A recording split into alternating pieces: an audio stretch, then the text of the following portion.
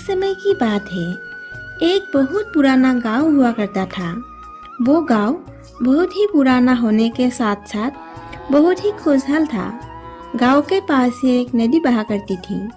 गांव में बच्चे खेलते रहते थे और स्कूल जाते थे।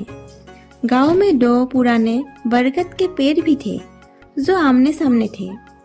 किसान खेतों का काम खत्म करके शाम को खुशी खुशी घर वापस आ जाते थे।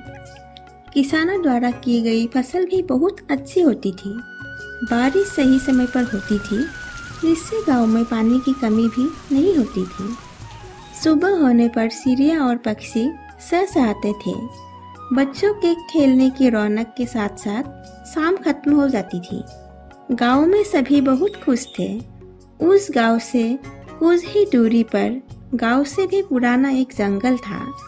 जंगल में बहुत से पशु पक्षी रहा करते थे जो बहुत ही खुश थे। सभी पशु पक्षी आपस में मिलजुल कर रहते थे। लेकिन एक समय ऐसा आया कि बाजार में लकड़ी से बने सामानों की मांग बढ़ गई, जिस कारण शहर के लोग जंगल आकर धीरे धीरे सभी पेड़ों को काटने लगे। एक दिन उनके पास गांव का एक बुजुर्ग व्यक्ति आया और कहने लगा, अरे अरे तुम लोग ये क्या कर रहे हो? अगर तुम ये पेड़ काटोगे तो बहुत बुरा समय आएगा।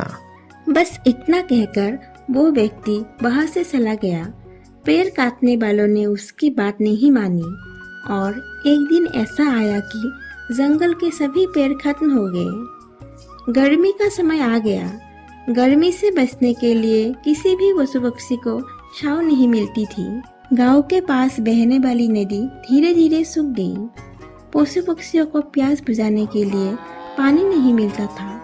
ऊपर से सूरज भी बहुत अधिक चमकने लग गया था। किसानों को खेतों में पानी नहीं मिल रहा था, जिससे फसल सूखने लग गई थी। सभी पशु पक्षी और गांव में रहने वाले सभी लोग बारिश के लिए भगवान से प्रार्थना करते। हे भगवान, हमें बहुत प्यास लग रही है और गर्मी बर्दाश्त नहीं होती, कृपया बारिश गिरा दो। उस बुजुर्ग व्यक्ति की बात बिल्कुल सही हो रही थी। गांव में जो दो पेड़ थे वो आपस में बोलते, अगर बारिश नहीं हुई तो हम सूख जाएंगे।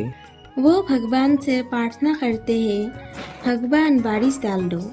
जब सूरज का सेहरा बहुत अधिक चमकने लगा और गर्मी बढ़ गई, तब गांव के सभी लोगों ने इकट्ठा होकर प्रार्थना की, हे भगवान बारिश डाल दो।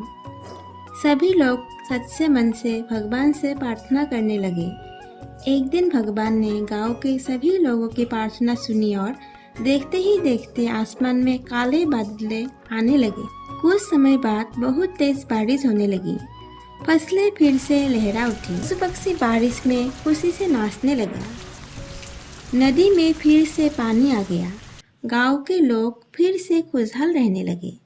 बारिश खत्म होने पर उस गांव में भगवान प्रकट हुए और गांव वालों से कहा, अगर तुम अपने गांव में इसी तरह की खुशहाली चाहते हो तो अपने गांव में अधिक से अधिक पेड़ लगाओ, फिर तुम्हारे गांव में सूखा कभी नहीं पड़ेगा। बस गांव के सभी लोगों और बच्चों गांव के आसपास पेड़ लगाने शुरू कर दिए। गांव में पेड़ बड़े हो गए और फिर से गांव खुशहाल हो गया। इस कहानी से हमें ये शिक्षा मिलती है कि हमें पेड़ नहीं काटने चाहिए। अपने घर और गांव के आसपास अधिक से अधिक पेड़ लगाने चाहिए।